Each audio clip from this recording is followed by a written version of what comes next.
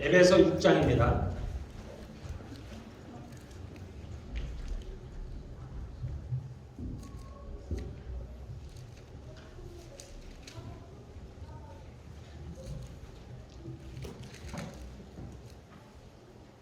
에베소 6장 10절에서 20절 말씀입니다.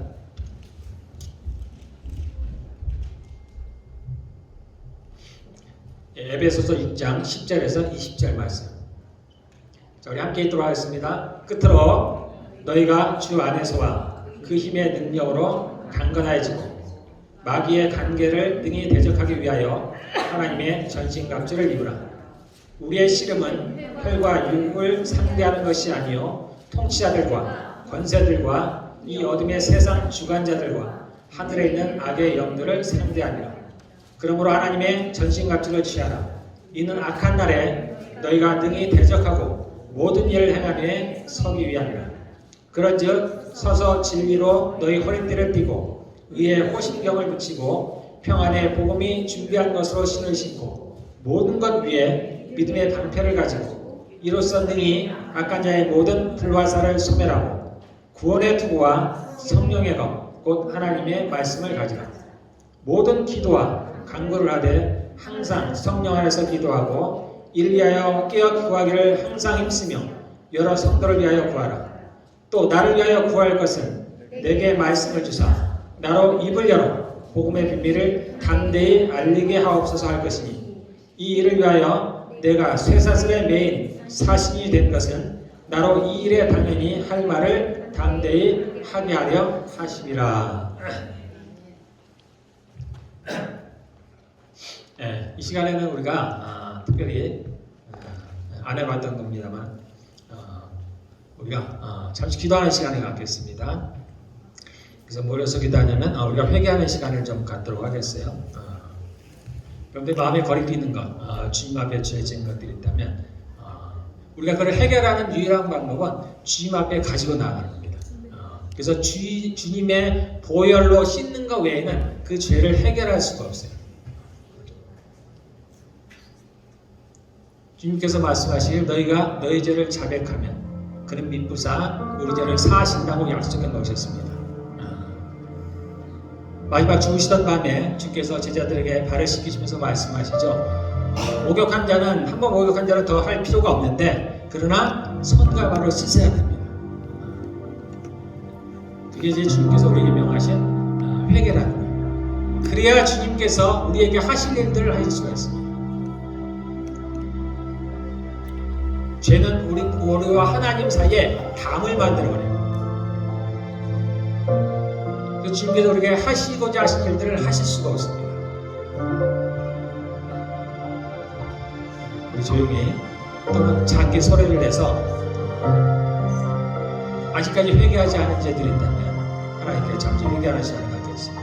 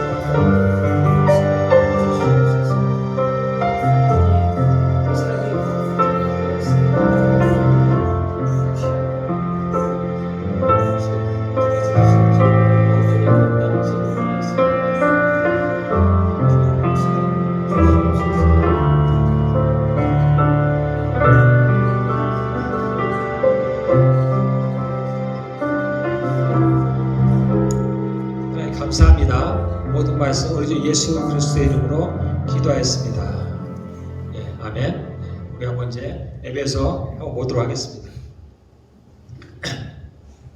자, 에베소서는 그 바울이 로마에 있을 때 옥중에서 쓴 서신입니다. 그래서 옥중 서신이라고 합니다. 그래서 에베소, 빌립보, 골로새, 그 다음에 뒤에 나오는 빌레몬서, 이렇게 네 책을 옥중 서신이라고 합니다. 특별히 에베소는 서서는 교회에 대해서 많이 설명을 해놨어요. 교회가 뭔지에 대해서.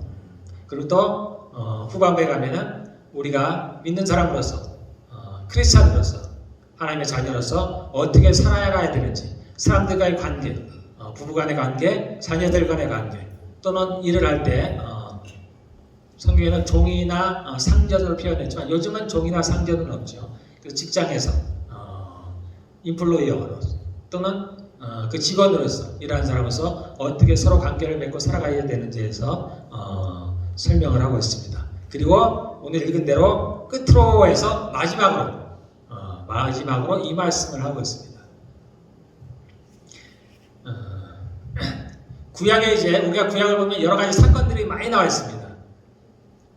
그래서 하나님께서 행하신 많은 기적들이 있어요. 그리고 그의 종들, 특별히 선지자라고 불림을 받은 이들이 행했던 많은 기적들이 있습니다.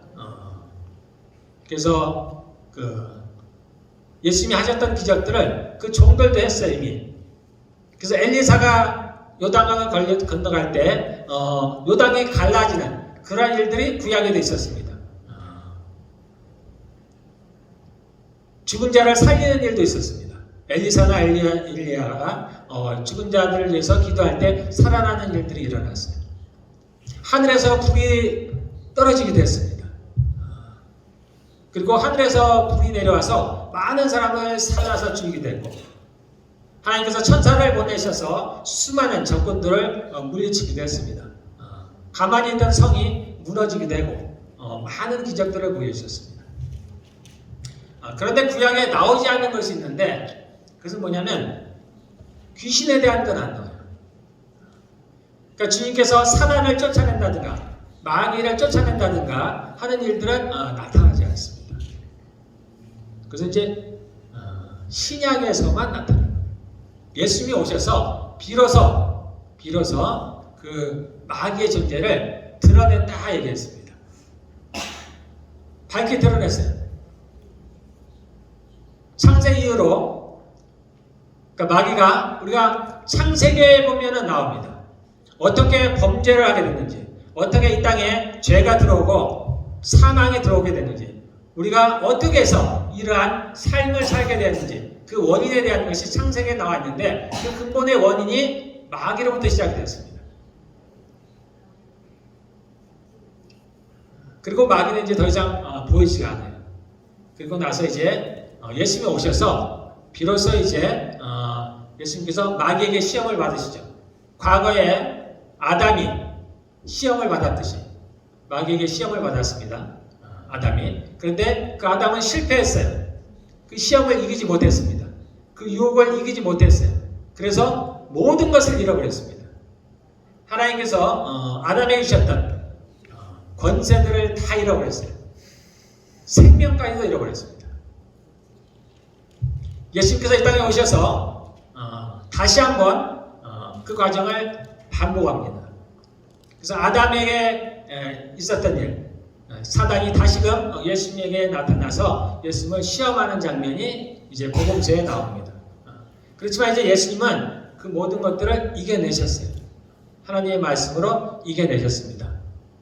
그 결과로 말미암아서 이제 우리는 다시 영원한 생명을 얻게 되었습니다. 그리고 비로소 이제 주님께서는 그 마귀의 존재를 이제 사람들에게 드러내기 시작했습니다. 그래서 예수님께서 오셔서 이 땅에서 사시는 동안에 한 것 중에 큰 거는 병을 고치는 거였습니다. 또 하나는 귀신을 내어주는 거예요.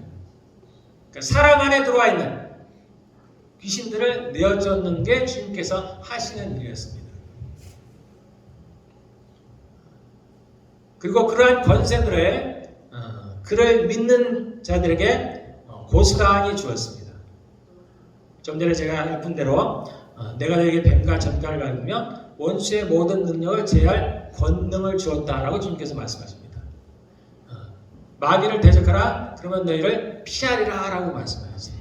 이제 비로소 마귀에 대해서 드러냈어요. 그리고 그 전에 예수님께서 그 마귀의 무장을 해제하셨습니다. 권세를 빼앗아 버렸어요. 그래서 영어로는 disarmed라고 그가 갖고 있는 무기들을 해제해 버렸습니다. 마귀는 죽음을 가지고 사망을 가지고 사람들을 다스립니다. 자기 손아귀에 해놓고 다스려요.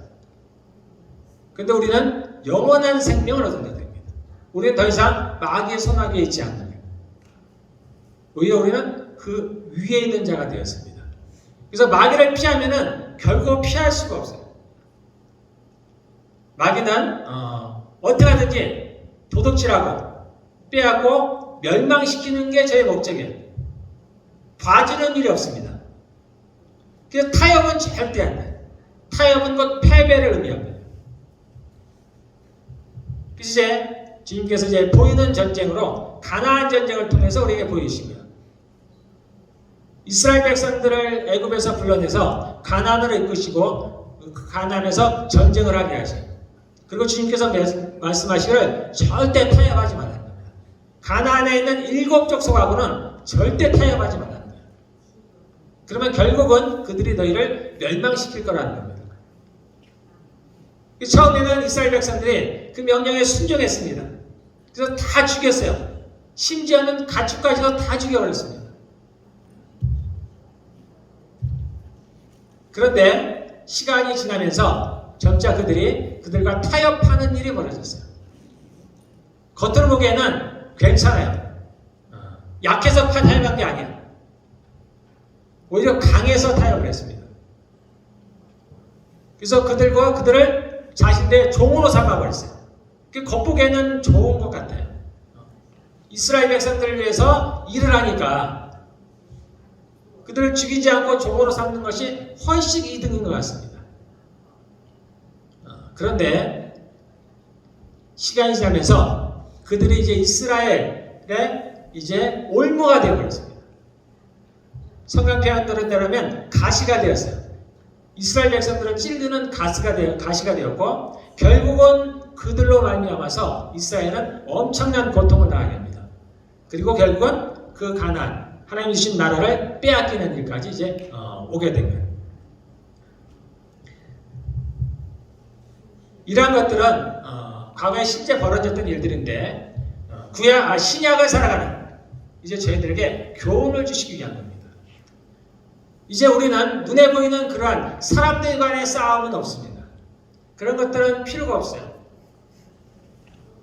우리가 아직도 구약의 사람들처럼 마치 우리의 적이 예수를 믿지 않는 사람들이라든가 또는 나를 대적하는 누군가라고 생각하면 우리는 아주 오해를 하고 있는 거예요. 우리의 적은 그러한 사람들이 아닙니다. 우리의 적은 눈에 보이지 않는 마귀가 바로 우리의 적이에요. 그러므로 싸우는 방법도 다릅니다. 그래서 마지막으로 예수님께서 이 에베소를 통해서 그 여러 가지를 말씀하시면서 마지막으로 이것을 가르쳐 주셨어요.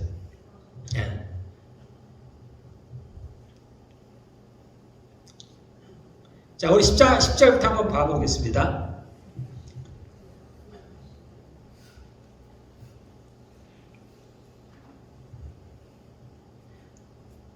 자, 우리 12절부터 한번 볼까요? 우리의 씨름은 여기서 씨름이라고 표현했으니까 우리가 이게 한국의 이제 그 전통 씨름 그거를 생각하기 쉽지만 그렇지 않아요. 그런 싸움이 아닙니다. 스포츠가 아니에요. 재미로 하는 싸움이 아닙니다. 이것은 아주 격렬한 싸움이에요. 죽고 사는 문제. 이 땅에서도 우리가 죽고 사는 싸움은 굉장히 무섭죠. 그런데 지금 이 싸움은 그것을 훨씬 능가하는 싸움입니다. 그러니까 우리의 영원한 생명에 관한 싸움이에요. 그래서 이 싸움은 타협이 절대 없습니다. 내가 죽거나 죽이거나 둘 중 하나. 내가 사나를 이기거나 패하거나. 그래서 지는 자는 이기는 자의 종입니다. 그래서 특별히 이 땅의 싸움도 그렇지만 이러한 영적인 싸움은 소위 파워 게임, 누가 세냐라는 거예요. 누가. 이것은 그대로 드러나는. 여기는 속임수가 없어요. 세상은 속임수가 통하지만 이 영적인 싸움엔 속임수가 없습니다. 약한 자는 강한 자에게 지는 거예요. 그 지는 자는 다 빼앗깁니다. 그래서 주님께서 말씀하시죠. 강한 자를 결박하지 않고는 그 안에 있는 세간을 늑탈할 수가 없다. 빼앗을 수가 없다라는 거예요. 강한 자를 결박해야만이 우리가 빼앗아올 수 있다는 겁니다. 강한 자는 마귀를 말하는 거예요. 그 마귀를 결박해야 됩니다. 그러면 그들을 결박할 수 있는 힘이 우리에게 있어야 돼요. 자, 10절에 보면 우리의 씨름은, 즉 우리의 싸움은, 이 마귀들과의 싸움은 혈과 육을 상대하는 것이 아니라는 거예요. 혈과 육이라는 것은 우리 육체를 말하는 거예요. 사람들을 말하는 거예요. 눈에 보이는 사람들과의 싸움이 아니라는 거예요. 육체와 육체의 싸움이 아니라는 겁니다. 그러면 누구하고 싸움이 있느냐? 통치자들과 권세들과, 이것은 보통 성경에서 통치자들과 권세 이런 거를 얘기할 때는 마귀들을 가리킵니다. 사단을 가리킬 때 이러한 용어들을 써요. 통치자들과 권세들과 또는 주권들과 이러한 표현들을 씁니다. 그래서 통치자들과 권세들과 이 어둠의 세상 주관자, 이 세상이 어둡다는 얘기고 이 세상을 주관하는 자가 마귀라는 얘기예요.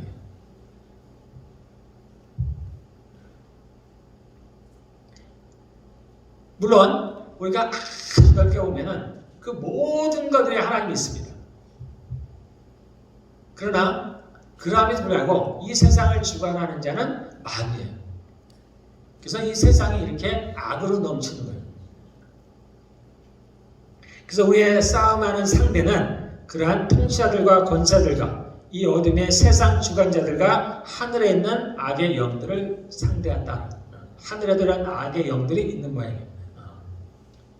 그래서 우리의 싸움의 상대가 누구인지를 분명히 알으라고 여기서 설명을 하고 있습니다. 자, 그럼 이러한 마귀들을 상대하기 위해서 하나님의 전신갑주를 취하라고 얘기를 하고 있습니다. 전신갑주라는 얘기는 갑옷이에요, 갑옷. 옛날에 이거는 옛날에 쓰여졌으니까 지금부터 한 2000년 전에 쓰여졌죠. 그러니까 옛날식으로 표현을 하는 겁니다. 그래서 갑옷을 입는 거예요. 지금 전투복을 입듯이 예전에는 갑옷을 입었어요. 그 예전에는 칼이나 창이나 활로 쌓였기 때문에 그것을 막을 수 있는 옷을 입었어요. 좀 두꺼운 걸 입었죠. 좀 특별히 제작된 옷들을 입었어요. 그래서 이제 갑옷인데 그렇게 표현을 해놨습니다.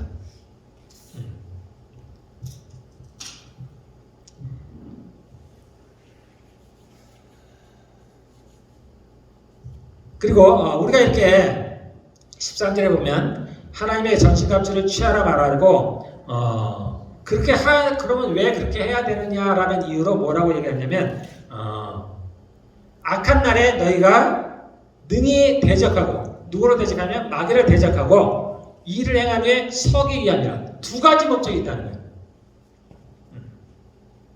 첫째는 악한 날. 악한 날이라는 것은 특별한 어떤 날들을 가리키는 게 아닙니다. 우리가 이 땅에서 사는 모든 날들이 악한 날이에요. 우리가 사는 이 땅에서 사는 날, 그 날에 대적하고 마귀를 대적하고, 우리가 하나님의 전신갑주를 취하는 두 가지 목적이 여기 나와 있는데, 첫 번째는 마귀를 대적하는 겁니다. 마귀를 대적하기 위해서 우리가 하나님의 전신갑주를 입으라라는 말씀입니다. 그 다음에 두 번째는 모든 것을 행한 후에 서기 위함이다. 예수님께서 말씀하시죠. 너희가 세상을 다 얻어도 너희 생명을 잃어버리면 무엇이 유익하느냐라고 말씀하십니다. 그래서 우리에게서 가장 중요한 것은 내가 구원을 받는 거예요. 본인이 구원을 받는 겁니다. 그래서 이 부분이 너무나 중요해요. 내가 살기 위해서, 내가 구원을 얻기 위해서 하나님의 전신갑주를 취하라는 겁니다. 우리가 이 부분을 가볍게 보지 않기를 바랍니다. 그래서 마귀를 대적하는 게 너무나 중요하지만 그것보다 더 중요한 것은 내가 살기 위한 거예요. 내가 구원을 얻기 위한 겁니다. 그래서 하나님의 전신갑주를 취하라고 이제 말씀을 하고 있습니다.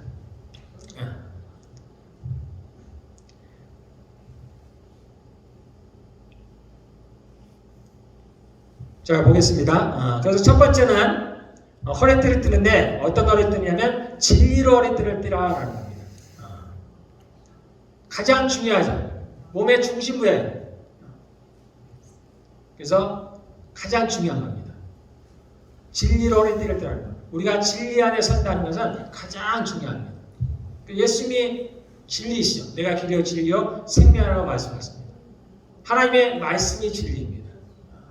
우리가 가끔 아니면 자주 하나님의 말씀대로 산다고 하면서 하나님의 뜻이라고 얘기하는데 하나님의 말씀, 즉 성경과는 매치되지 않는 그러한 주장을 할 때가 있습니다. 또는 그러한 삶을 살아갈 때 있어요. 그러니까 내 생각에는 이러한 것 같아.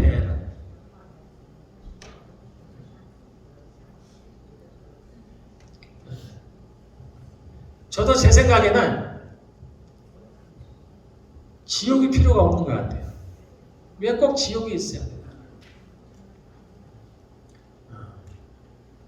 우리가 한편 생각해 보면 악한 사람들이 있으니까 저들을 지옥 보내는 게 당연한데 그것이 얼마나 고통스러운 일을 생각하면 마음이 아파요. 저렇게까지 잘못을 했을까? 저렇게까지 큰 죄인가? 저렇게 영원히 멸망을 받을 만큼 큰 죄를 지었나? 너무한 건 아닌가? 저는 그 생각을 자주 합니다.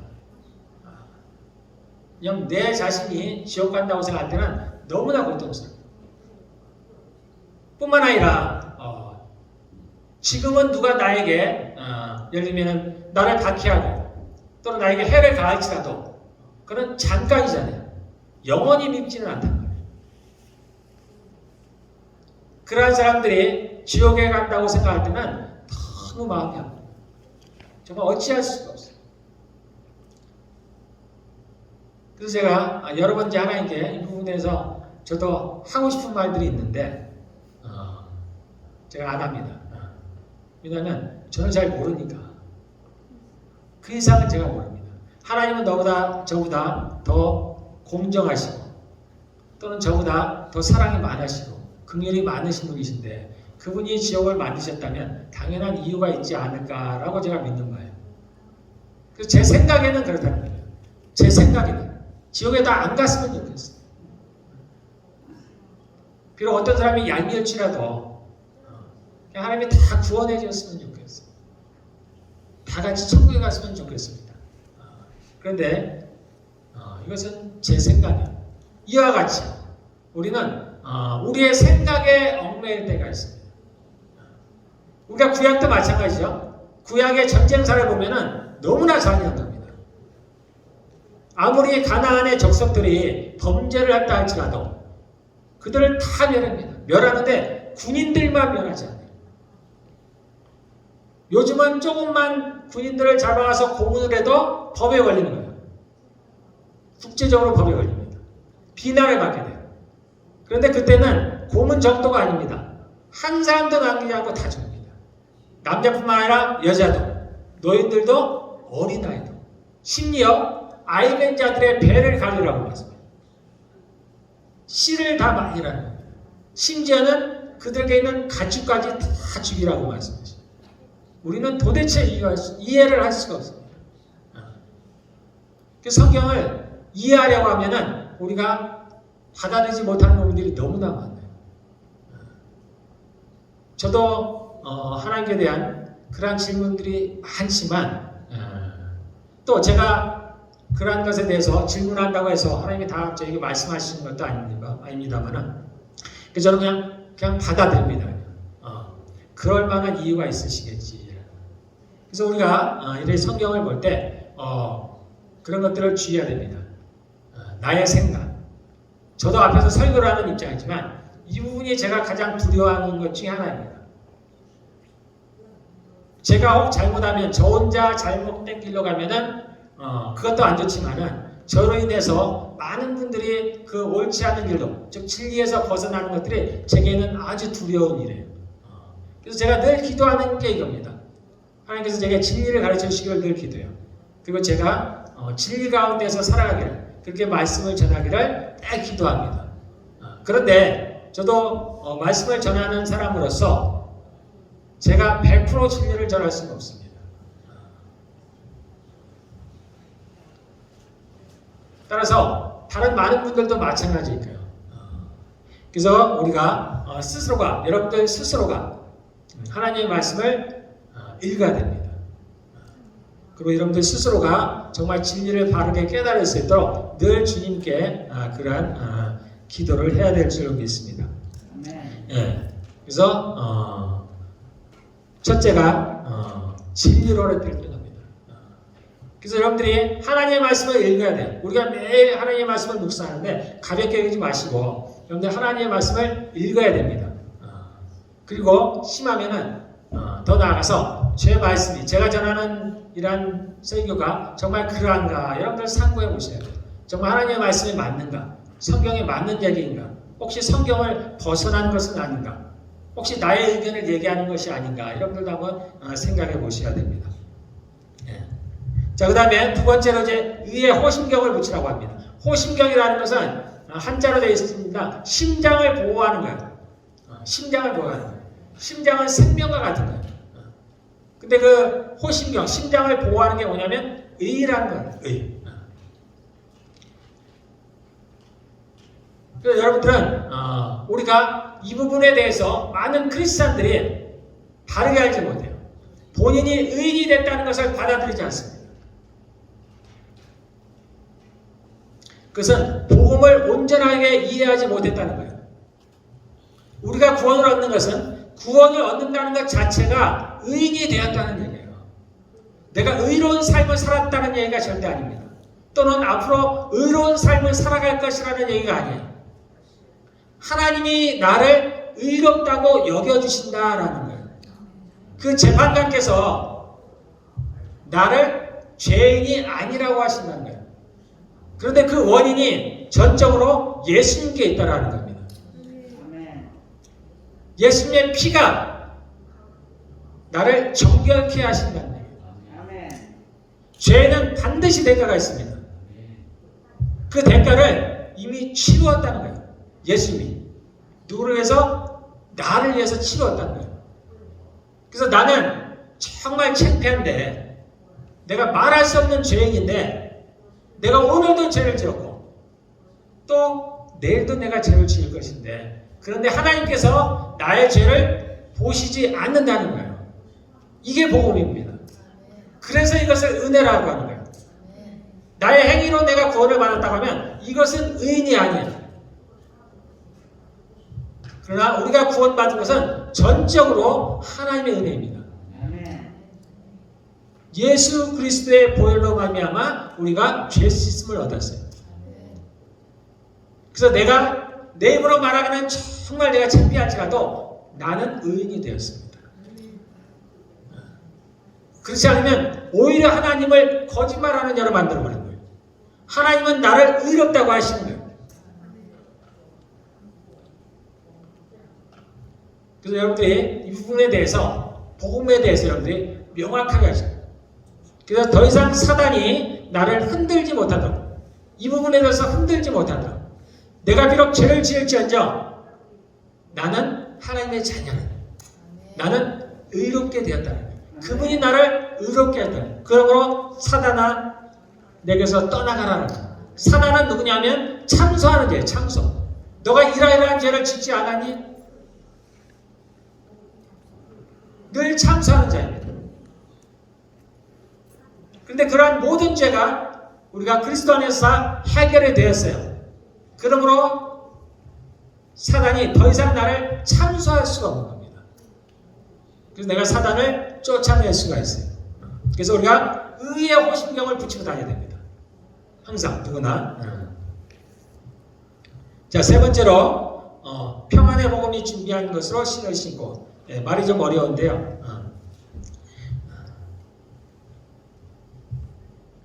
항상 우리가 이 복음은 평안의 복음입니다. 이 복음은 평안의 복음이에요. 즉 하나님과 우리 사이에 화평케 하는 복음이에요. 이 복음을 가지고 신을 신으라는 겁니다. 항상 전할 자세가 되어 있어야 돼요. 복음을 전할 자세가 되어 있어요.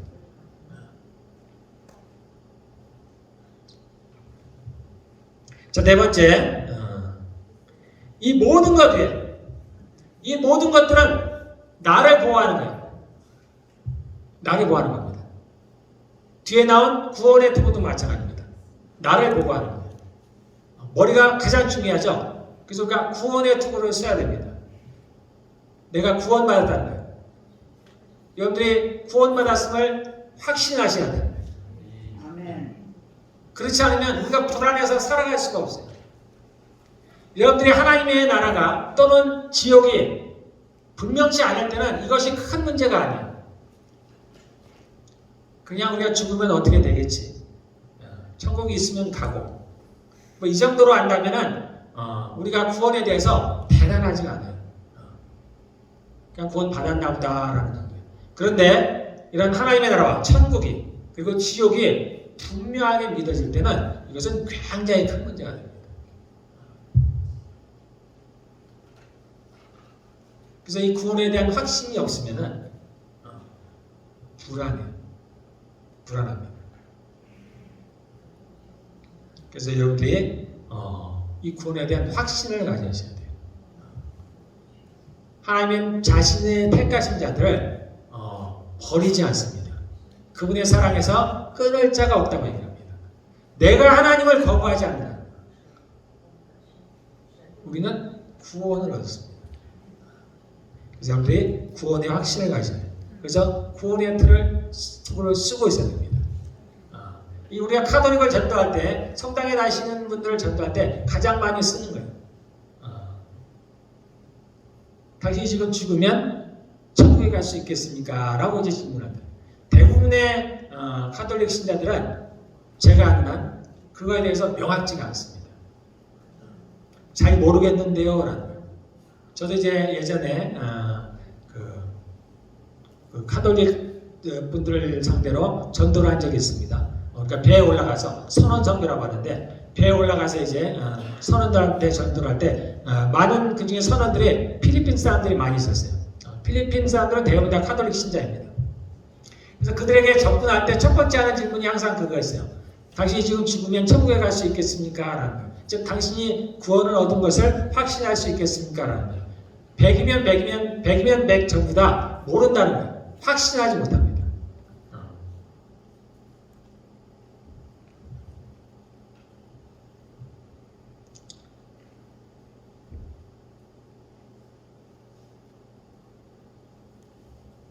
네, 그래서 우리는 이러한 확신이 우리에게는 있어야 될 줄 믿습니다.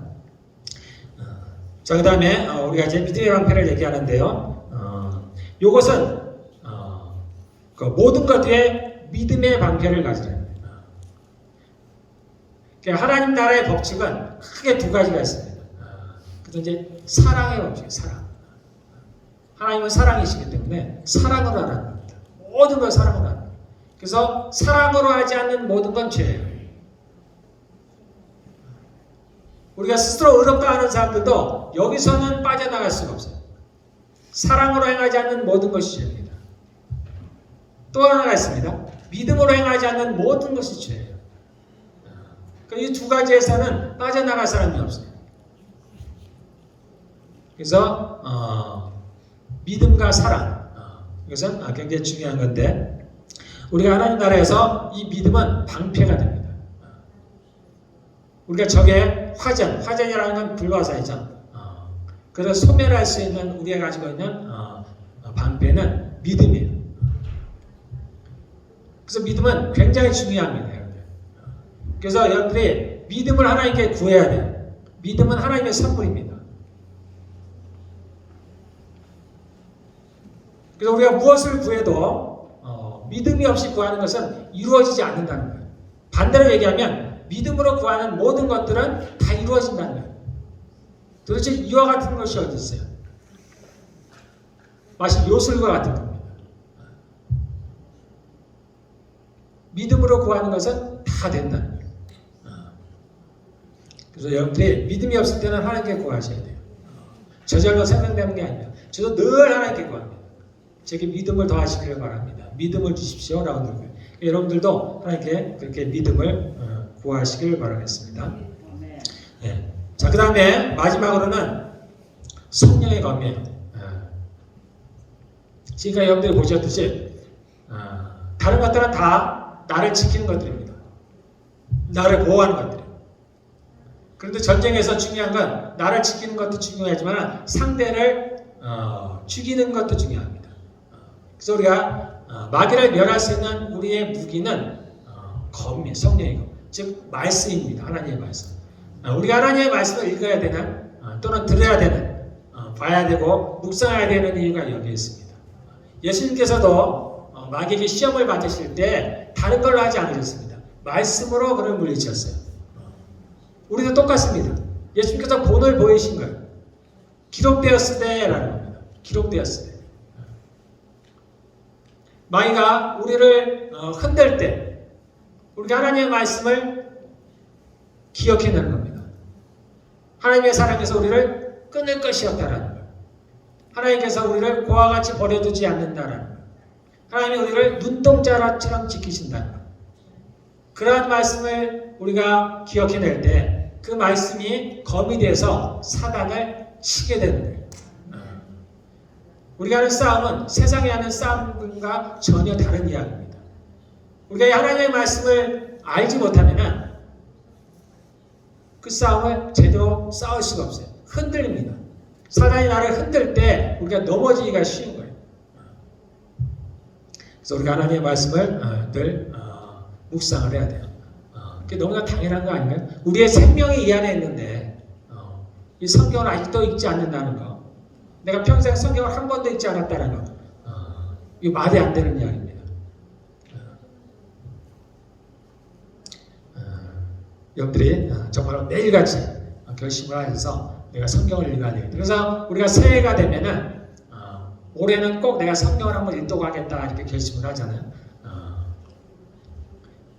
이쯤 됐으면 여러분들 이제 시간이 많이 흘렀어요. 다시 한번 여러분 마음을 다지시고 성경을 읽으시기를 바라겠습니다. 우리가 이렇게 하나님의 전신갑주를 취하면은 이로 말미암아 마귀를 대적할 수가 있습니다. 그리고 그 후에 우리가 바르게 설 수가 있어요. 자, 그 다음에 우리가 잠깐 한번 볼 것은 여기 11절에 보면 지나갔는데 마귀의 관계가 있습니다. 마귀의 관계를 대적하기 위해서 간사한 계획이죠. 간사한 계획. 다른 말로 하면 속임수와 같은 거예요. 그러한 마귀의 그러한 속임수를 대적하기 위해서 하나님의 전신갑주를 입으라는 거예요. 그럼 마귀가 어떻게 우리를 속이느냐라고 할 때 가장 큰 속임수는 뭐냐면 마귀가 하는 한 두 가지 거짓말이 있습니다. 그는 뭐냐면은 자기는 없다라고 하는 거예요. 지금까지 늘 사람 뒤에 숨어 있었어요. 또는 사람 속에 숨어 있습니다. 자신을 드러내지 않았어요. 그러므로 말미암아서 자신은 없다라는 겁니다. 심지어 예수님을 믿는 사람들조차도 귀신의 존재를 인정하지 않는 사람들이 많이 있어요. 그러나 인정하든 인정하지 않든 간에 존재하는 건 존재하는 거예요. 그래서 마귀는 늘 자기가 없다라고 합니다. 자기는 뒤에 숨습니다. 또 하나가 있는데 그것은 뭐냐면 자기는 힘이 강하다라고 합니다. 이게 마귀가 속이는 거예요. 우리는 이 두 부분에 대해서 속지 않기를 바랍니다. 그래서 우리가 늘 사람들과의 관계에서 전면에 나타나는 것은 사람들입니다. 하나님께서 직접 무언가를 하실 때도 있지만 대부분의 경우는 사람을 통해서 일을 합니다. 사람들을 통해서 자신의 일들을 이루어요. 마귀도 마찬가지입니다. 마귀도 사람들을 통해서 자신의 일을 행하네요. 여기에서 우리가 속지 말아야 됩니다. 겉으로 드러나는 사람들과의 관계가 진짜 싸움이 아니라는 거예요. 우리가 이것을 잊어버리면 이 문제를 해결할 수가 없어요. 계속 사람들과의 관계 속에서 어떤 것들을 해결하려고 하면 싸움만 일어나는 겁니다. 분쟁만 일어나게 돼요. 그러면 결국은 우리는 그것을 해결할 수가 없고 둘 다 망하게 되는 겁니다. 그 뒤에 웃는 자는 마귀뿐이에요. 그래서 여러분들이 이거에 대해서 속지 않기를 바랍니다. 눈앞에 있는 누군가가 정말로 미워 보이지만은 그러나 그도 희생자라는 거예요. 그도 피해자라는 겁니다. 그 뒤에 있는 마귀를 보시기 바랍니다. 그래야 우리가 온전한 싸움을 싸울 수가 있어요. 성경에서 원수를 용서하라고 하세요. 우리의 원수가 사람인데 어떻게 용서해요? 우리는 그거는 절대 할 수가 없습니다. 그래서 우리가 마귀의 존재를 알지 못하면 하나님의 말씀대로 살아갈 수가 없어요. 나를 핍박하는 자를 위해서 어떻게 기도합니까? 그런데 그 뒤에서 역사하는 자가 마귀라고 할 때는 우리가 이것이 가능한 거예요. 그래서 상대방도 불쌍히 여겨지는 겁니다. 상대방도 긍휼히 여김을 받을 사람이라는 것을 알게 되면 그때는 이제 조금 누그러지는 거예요. 그러면 우리가 하나님의 말씀대로 할 수가 있습니다. 그래서 여러분들이 우리의 싸움 뒤에는 반드시 마귀가 있다는 거. 여러분들 기억하시고 우리가 승리하시길 바라겠습니다. 그리고 또 하나는 마귀는 자기가 힘이 세다고 얘기해요. 자기가 권세를 가지고 있다고 얘기해요. 그래서 사람들을 속이는 거예요. 근데 예수님께서 십자가에 죽으시고 부활하시면서 마귀를 멸하셨습니다. 마귀를 멸하셨다는 얘기는 그의 권세를 빼앗았다는 거예요. 무장을 해장하셨다는 거예요. 그래서 주님께서는 우리가 그를 이길 수 있다고 얘기하는 겁니다. 그래서 우리가 마귀를 대적하기만 하면 그가 너희를 피할 것이라고 얘기합니다. 반대로 우리가 피하면 피해지는 게 아닙니다. 그래서 여러분들 마귀를 담대하게 대적하시길 바라겠습니다. 이게 말처럼 쉽지 않죠. 마귀가 우리를 두려움으로 우리를 사로잡습니다. 두려워 가운데 우리가 그 마귀를 쫓아낸다는 건 쉬운 것들이 아니에요. 여기에 힘이 필요해요. 그래서 우리에게도 능력이 있어야 됩니다. 그 예수님께서 우리에게 이러한 명령을 내리시면서 마귀를 대적하라고 명령을 내리시면서 그냥 우리에게 하라고 하신 게 아닙니다. 그분은 우리가 이 마귀를 대적할 수 있는 능력을 함께 해주셨어요. 자, 그게 뭐냐면 첫 번째로 10절에 나온 대로 주 안에서와 그 힘의 능력으로 강건해. 우리가 주 안에서와 그 힘의 능력으로 강건해야 됩니다. 말이 좀 애매하죠. 그러나 성령의 능력을 의미합니다. 우리가 성령의 능력으로 강건해야 돼요. 우리가 성령의 능력을 구하는 이유가 여기에 있습니다. 마귀들과 싸우기 위해서 그분의 능력이 우리에게 필요합니다. 우리의 힘으로는 육체를 가지고 있는 우리의 힘으로는 이 눈에 보이지 않는 마귀를 절대 이길 수가 없어요. 성령의 능력이 우리한테 부어져야 됩니다. 우리가 이것 때문에 성령을 구하는 거예요. 이를 위해서 성령의 능력을 구하고 그분의 권능이 우리에게 임하기를 구하는 겁니다. 우리에게는 성령의 능력을 구할 충분한 명분이 있어요. 우리가 자신을 드러내기 위한다든가 무언가를 자랑하기 위한 것이 아니에요. 이러면 넘어집니다. 우리가 마귀를 대적하기 위해서 그가 싸워 이기기 위해서 그분의 능력이 필요해요. 그러므로 여러분들도 정말 당당하게 하나님께 구해야 됩니다. 성령의 능력을 구해야 돼요. 그 능력이 없으면 내 안의 두려움들을 이길 수가 없어요. 저도 어렸을 때부터 늘 두려움 가운데 살았어요. 저는 혼자 집에 못 있었어요. 그래서 제 아내가 친정에 간다고 하면은 제가 따라갔습니다. 저희 집사람은 왠지 모르죠. 왜냐면 저는 진짜 두려웠어요. 혼자 집에 있는 게 두려웠어요. 밤에 혼자 있을 수가 없어요. 그래서 늘 불을 켜놓고 있던지 어쩔 수 없이 있을 때는 정말 두려움에 떨면서 자는 거예요. 밤에 불을 켜놓고 자는 거예요. 뭘 하든지. 누가 뒤에 있는 것 같고 누가 날 쳐다보는 것 같고 그때는 아무것도 몰랐을 때입니다. 이제 내가 예수를 믿고 이제 이 사단의 존재에 대해서 조금씩 알아가면서 그게 그구나라는 걸 알았어요. 나를 두렵게 하는 자가 마귀로구나. 나를 쳐다보고 있던 자가 마귀로구나. 그런데 내가 두려워할 필요가 없다라는 거예요. 제가 언제나 여러분들한테 말씀을 드렸죠. 제가 비몽사몽간에 하나님께서 내게 보여주신 것 중에 하나가 그 마귀의 실체에 대해서 얘기를 했습니다. 그 뒤에 있는 자가 똥파리였다라는 거예요. 아무런 힘도 없는, 단지 나를 쳐다보면서 나를 겁을 줬지만 아무런 것도 행할 수 없는 똥파리에 불과했다라는 거예요. 제가 손으로 잡아서 눌러버리면 죽여버릴 수 있는 그러한 똥파리에 불과했다. 그대로 저에게서 그 두려움들이 조금씩 사라져버리기 시작했습니다. 지금 제가 혼자 있어도 아무렇지도 않아요.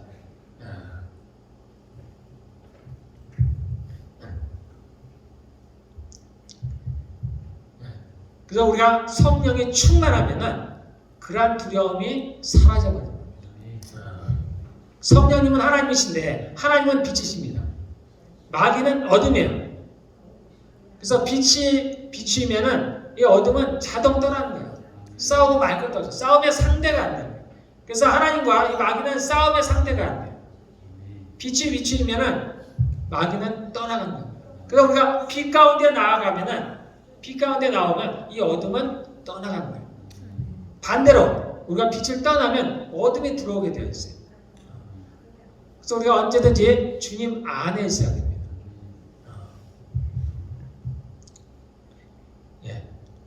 이런 이유로 말미암아서 우리가 하나님께 성령의 능력을 간구하기를 바라겠습니다.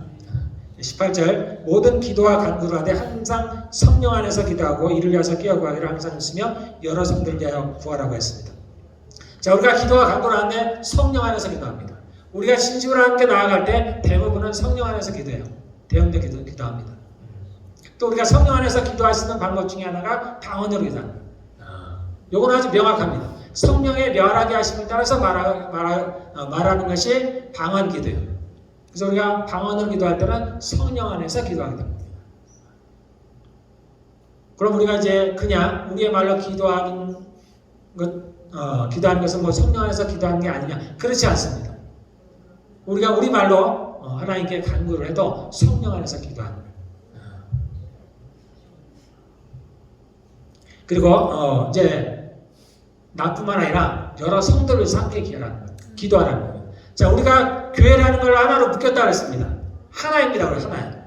우리 하나의 군대라고 얘기했어요. 성경은 우리 한 몸이라고 표현해요. 그래서 몸의 한 지체가 부상을 당하면, 상처를 입으면 그 부분만 아픈 게 아니에요.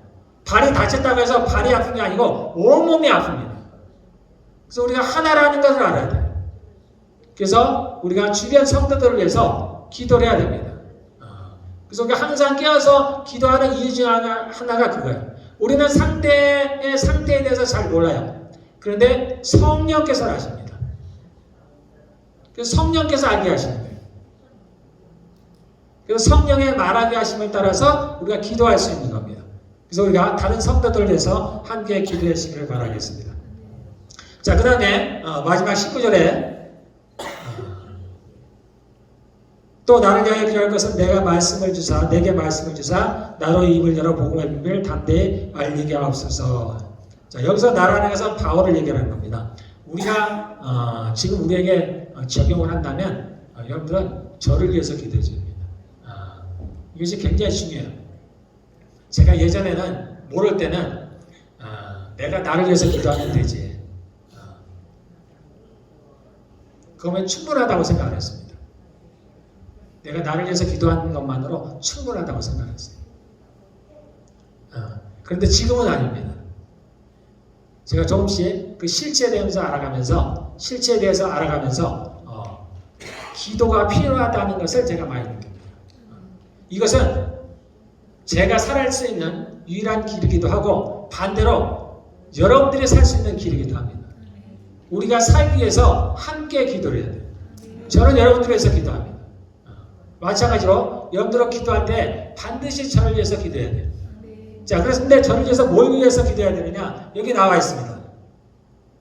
나를 위하여 기도할 것은 내게 말씀을 주사 나로 입을 열어 복음의 비밀을 담대히 알리게 하옵소서. 여러분들이 저에 대해서 기도할 때 이것을 기도하시면 됩니다.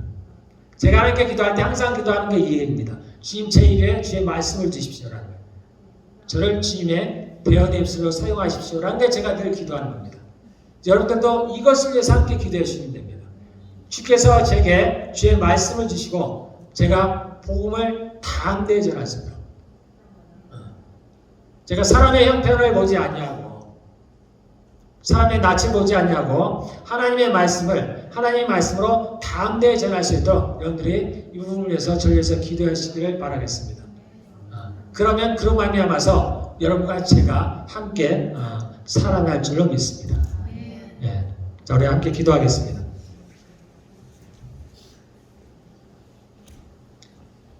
자, 이것을 우리가 이론으로만 배우면 그냥 이론으로 그칩니다. 근데 이것이 우리의 삶에 적용할 때 우리에게 능력이 될 줄 믿습니다.